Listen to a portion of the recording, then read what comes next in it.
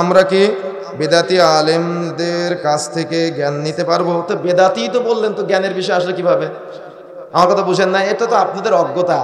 যেখানে অনলাইনে যে যত বেশি ভাইরাল, সে যদি কোরআন হাদিসের জ্ঞান নাও থাকে, তো তারা লোক বেশি হবে, টাকা বেশি উঠবে মাহফিলে, এগুলো আপনাদের চিন্তা। কিন্তু সবসময় চিন্তা করবেন যে জ্ঞান আছে কিনা, কোরআন হাদিসের বক্তব্য দিবে কিনা। স্টেজে বসেই হুড়ুম দাঁড়াম মাইক ফেটে যাবে, মাইক চলে যাবে, কেউ বাসে উঠে, কেউ দেখা যাচ্ছে কত রকম কিচ্ছা কাহিনী সল্লা আলা গায়ে জিল্লাল্লাহ জিকির করতে করতে মাহফিলের অর্ধেক পার, এগুলো আছে না? এগুলো থেকে বিরত থাকবেন, এগুলোর মাধ্যমে কোনো উপকার হয় না ইসলামের। সুতরাং চেষ্টা করবেন বিরত থাকার জন্য। আল্লাহ রাব্বুল আলামিন আমাদের সবাইকে বুঝার তৌফিক দান করুন। আল্লাহ রাব্বুল আলামিন আমি সহ আমাদের সবাইকে কোরআন এবং সহিহ সুন্নাহর এই কথাগুলো বুঝার এবং আমলে বাস্তবায়ন করার তৌফিক দান করুন। আল্লাহুম্মা আমিন। আচ্ছা, সুবহানাকাল্লাহুম্মা বিহামদিক পড়েন আমার সাথে সবাই।